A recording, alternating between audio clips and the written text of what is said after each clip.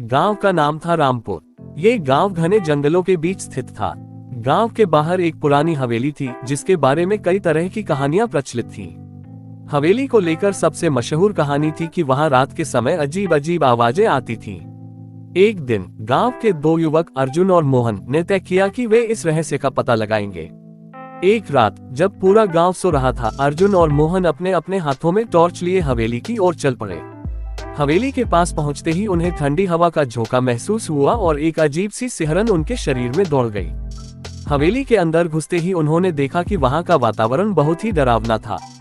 जगह जगह मकड़ी के जाले थे और दीवारों पर दरारें।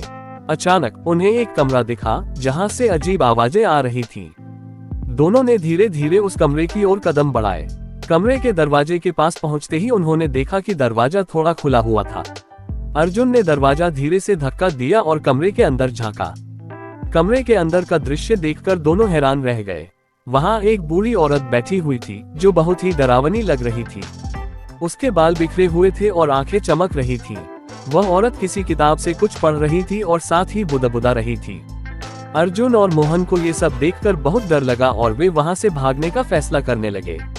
लेकिन तभी उस औरत ने उनकी ओर देखा और जोर जोर से हंसने लगी। उसकी हंसी इतनी भयानक थी कि दोनों के पैर थिरक गए। औरत ने अपनी आवाज में कहा, गांव का नाम था रामपुर। ये गांव घने जंगलों के बीच स्थित था। गांव के बाहर एक पुरानी हवेली थी जिसके बारे में कई तरह की कहानियां प्रचलित थीं। हवेली को लेकर सबसे मशहूर कहानी थी कि वहां रात के समय अजीब अजीब आवाजें आती थीं।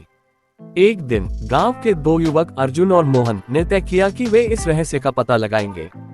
एक रात जब पूरा गांव सो रहा था, अर्जुन और मोहन अपने अपने हाथों में टॉर्च लिए हवेली की ओर चल पड़े। हवेली के पास पहुंचते ही उन्हें ठंडी हवा का झोंका महसूस हुआ और एक अजीब सी सिहरन उनके शरीर में दौड़ गई। हवेली के अंदर घुसते ही उन्होंने देखा कि वहां का वातावरण बहुत ही डरावना था। जगह जगह मकड़ी के जाले थे और दीवारों पर दरारें। अचानक उन्हें एक कमरा दिखा जहां से अजीब आवाजें आ रही थीं। दोनों ने धीरे धीरे उस कमरे की ओर कदम बढ़ाए। कमरे के दरवाजे के पास पहुंचते ही उन्होंने देखा कि दरवाजा थोड़ा खुला हुआ था। अर्जुन ने दरवाजा धीरे से धक्का दिया और कमरे के अंदर झांका। कमरे के अंदर का दृश्य देखकर दोनों हैरान रह गए। वहां एक बूढ़ी औरत बैठी हुई थी जो बहुत ही डरावनी लग रही थी। उसके बाल बिखरे हुए थे और आंखें चमक रही थीं। वह औरत किसी किताब से कुछ पढ़ रही थी और साथ ही बुदबुदा रही थी। अर्जुन और मोहन को ये सब देखकर बहुत डर लगा और वे वहां से भागने का फैसला करने लगे। लेकिन तभी उस औरत ने उनकी ओर देखा और जोर जोर से हंसने लगी। उसकी हंसी इतनी भयानक थी कि दोनों के पैर थिरक गए। औरत ने अपनी आवाज में कहा, क्यों आए हो तुम लोग यहाँ? ये जगह तुम्हारे लिए नहीं है। अब मैं तुम्हें मार के खा जाऊंगी। बहुत मजा आएगा। बहुत दिन बाद इंसानी मांस खाने को मिलेगा। अर्जुन ने कांपती आवाज में पूछा, आप कौन हैं और यहाँ क्या कर रही हैं?